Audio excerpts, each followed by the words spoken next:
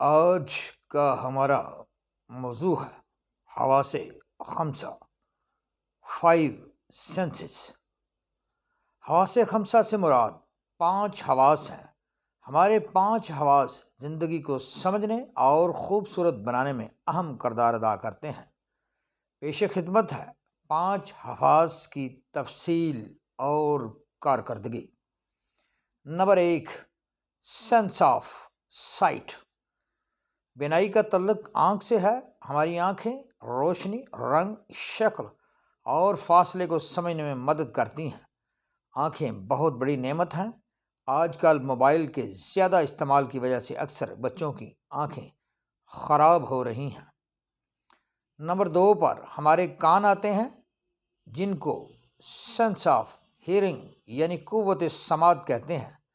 اچھی اور بری آواز کیا ہے، ہمارے کان ہی بتاتے ہیں۔ موسیقی کا مزہ ہم کانوں سے ہی لیتے ہیں۔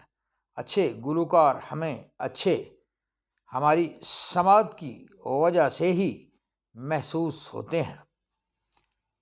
نمبر 3 پر ہماری زبان ہے۔ اس حواس کو انگلش میں سینس آف ٹیسٹ کہتے ہیں۔ زبان ہمیں بتاتی ہے کہ غذا نمکین ہے یا میٹھی ہے، کھانا کڑوا ہے یا ترش ہے۔ زبان کی غدود ہماری ذائقہ میں مدد کرتی ہیں۔ نمبر 4 پر ہمارا ناک ہے۔ اس حواس کو انگلش میں سینس آف سمیل کہتے ہیں۔ ناک ہماری خوشبو اور بدبو کے فرق کو محسوس کراتی ہے۔ سانس لینے میں مدد کرتی ہے۔ ناک کے بال ہوا کو صاف کرنے میں مدد کرتے ہیں۔ Number 5 per sense of touch ہے۔ ہمارا جسم اور خاص طور پر ہاتھ ہمارے جسم کا وہ حصہ ہے جس سے ہماری جلد ہر چیز کو چھو کر ہمیں بتاتی ہے کہ کپڑے نرم ہیں، چائے گرم ہے۔ جس شخص سے ہم ہاتھ یا جسم ملا رہے ہیں اس کے احساسات اور جذبات کیا ہیں۔ یہ 5 حواس پرندوں اور جانوروں میں بھی پائے جاتے ہیں۔ عام آدمی کے حواس خمسہ عام طریقہ سے کام کرتے ہیں، جبکہ ایک دانشور کی 5 حص اچھے طریقے سے کام کرتی ہے۔ اچھے طریقہ سے جب 5 حص کام کرتی ہیں تو کامن سینس کی حص پیدا ہوتی ہے۔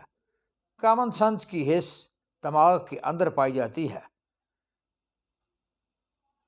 اس کو چھٹی حص کہتے ہیں۔ چھٹی حص سے مراد سادہ الفاظ میں اندازہ یا گیس کرنے کی حص ہے۔ ٹھگ، پیر، نجومی، پامسٹ اور سائیکالوجسٹ چھٹی حص کا استعمال کر کے سائل کا دماغ پڑھ لیتے ہیں اور بھرپور فائدہ اٹھاتے ہیں۔ ایسے ہی دانشور کسی ملک کے اشخاص اور حالات کی اسٹڈی کر کے پیش گوئی کر دیتے ہیں کہ اس ملک کا مستقبل تاریک ہے یا روشن ہے۔